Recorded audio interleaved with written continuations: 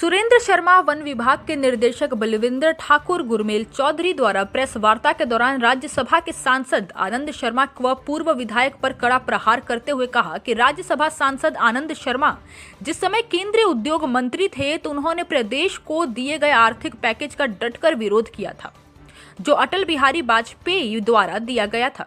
प्रदेश के विकास को रोकने में अहम भूमिका निभाई थी और अब चुनावी वर्षों में आते ही झूठी घोषणाएं करके वाहवाही लूटने का प्रयास कर रहे हैं।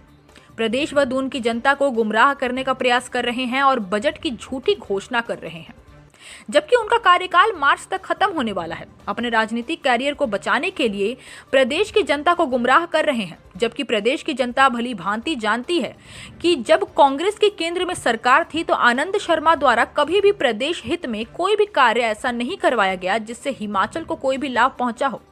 उल्टा उन्होंने इंडस्ट्रियल मिनिस्टर होते हुए भी प्रदेश को दिए गए औद्योगिक पैकेज को कम करवाने का काम किया था। इसीलिए दून व प्रदेश की जनता कभी भी आनंद शर्मा को भूल नहीं सकती। वन विभाग के निर्देशक बलविंदर ठाकुर ने कांग्रेस के पूर्व विधायक को भी आड़े हाथों लिया और कहा कि 4 वर्ष के बाद पूर्व विधायक द्वारा जो जनसभा रखी गई थी उसमें भी अधिकतर लोग बाहरी राज्य और उद्योगों में काम करने वाले कामगार ही थे जिनको पैसे देकर बुलाया गया था। और जिन लोगों का पूर्व विधायक ढिंढोरा पीट रहे हैं कि दर्जनों लोग भारतीय जनता पार्टी को छोड़कर कांग्रेस में शामिल हो रहे हैं, वह सरासर झूठ है।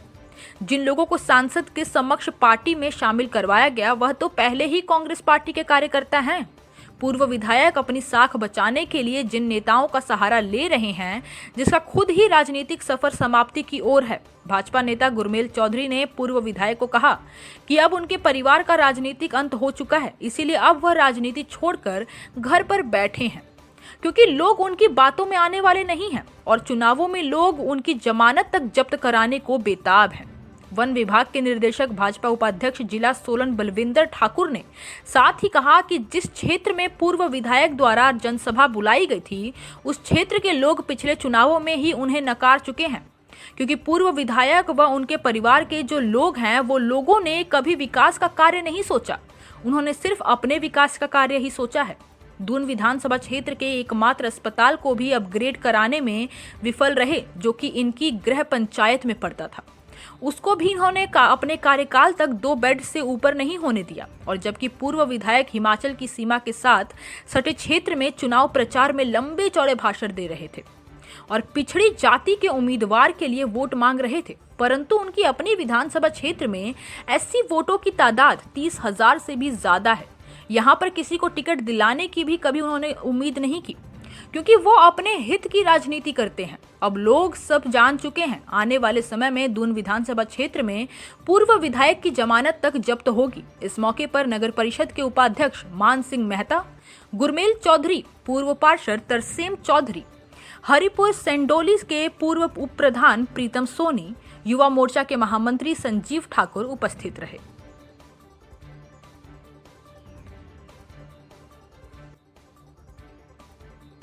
प्रेस कॉन्फ्रेंस में यही रखा जैसा कि भाई बलविंदर ठाकुर जी ने बताया कि ये कांग्रेस के लोग जो है भुखलाए हुए हैं, ये अनेक तरह के हथकंडे बना रहे हैं कि जी हमारे साथ वो आ गया, हमारे साथ वो आ गया, जबकि बीजेपी का कोई भी कार्यकर्ता या कोई भी जो निष्ठावान कार्यकर्ता पार्टी का है कोई भी कांग्रेस के नहीं जा रहा।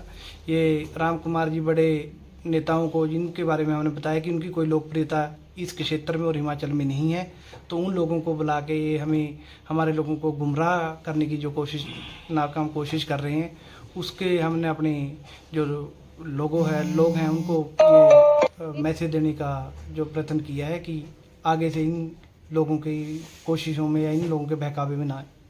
नहीं, तरसेम चौधरी जी हमारे पार्षद हैं और दूसरी बार पार्षद हैं और हमारे बीजेपी शहरी इकाई के प्रधान हैं। वो हमारे कोई मनमुटाव हो सकते हैं आपस में, लेकिन पार्टी को लेकर, पद को लेकर कोई मेरे ख्याल में मनमुटाव नहीं है। हम हमारे छोटे भाई हैं, हमने अपना पार्टी में अपना पक्ष रख दिया है और जो पार्टी डिसीजन करेगी हम पार्टी के साथ हैं और मेरे को लगता है भी बहुत जल्दी तरसेम चौधरी हमारे साथ बैठे होंगे।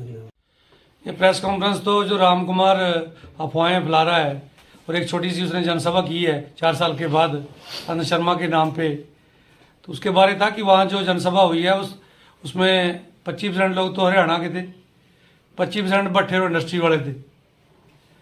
उसमें भी जो अनाउंसमेंट्स की हैं वो शायद अगले महीने तक राज्यसभा मेंबर ही नहीं रहने वाले हैं आनंद शर्मा जी। तो 4 साल शायद मैं क्या दोनों कंस्टिट्यूंसी में तो पहली बार आए हैं आनंद शर्मा जी।